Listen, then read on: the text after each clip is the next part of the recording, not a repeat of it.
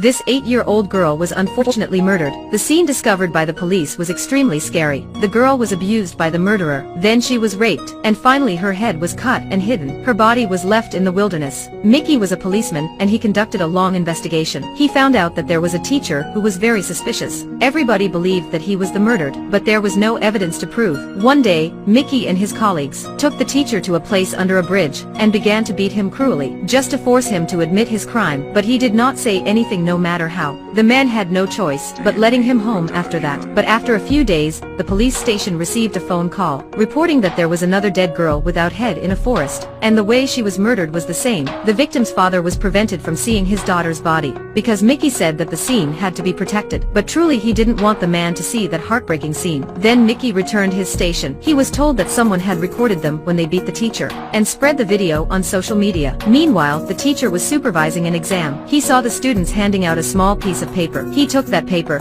looked at it and figured out that he was drawn as a sick killer. He was extremely pissed off. When returning home, he helped an old woman pass the road, and Mickey saw everything. He was always watching the teacher, and he thought all these things were fake. Giddy, the victim's father, was also watching the teacher, but he had an intention of taking revenge. Giddy bought soundproofing house in the suburbs, and prepared many torture tools, hidden under the basement of the house. The violent video made Mickey get a lot of consequences. He was fired, but he still wanted to solve this case. Meanwhile, the teacher tricked to take Mickey's daughter home. He lied that he wanted to celebrate her party, and Mickey didn't know anything about that. After the birthday party, he got out of the house, while Mickey and Giddy were watching him. Right when Mickey wanted to shock the teacher's dog, he was caught by the teacher. Then the teacher began to run. After a while, Mickey eventually got him, then shocked him, threw him on the car, and took him into the wood. Giddy followed him up. Mickey threatened the teacher by gun, forced him to tell the place where he hid the victim's head. He was very scared but did not say anything. At crucial moment, Giddy suddenly appeared behind Mickey, knocked Mickey out,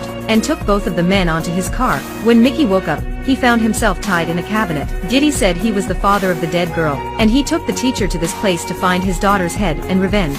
Giddy wanted Mickey to do this with him, and Mickey unanimously agreed. They both went to the basement, and saw the teacher tied up on a chair. Giddy told the teacher a story about the crimes that were not solved lately. The story was about a murderer tricking the girls to his house, and making them eat fruits or cakes with sleeping pills. After the girls slept, he began abusing them, killing them right after they waking up, then cutting and hiding their heads away. One of the girls was Giddy's daughter. Giddy told him that he would let him suffer the same, until the teacher told him the place he hid his daughter's head. Giddy pulled all the paws out with a pincer. The teacher screamed in pain. Mickey also broke one of his fingers. Even so, he still didn't admit his crimes. Giddy hit his hand with a hammer. After a long time torturing the teacher, Mickey on the side couldn't stand it either, so he tried to stop Giddy, but he was knocked down and tied up by Giddy again. After that, Giddy's father came up. He initially disagreed his son's action, but when he knew that his grandchild was murdered by that man, he started to help Giddy. Mickey woke up in the basement. He hid an iron nail under his feet. He told the teacher to say any place when Giddy came back,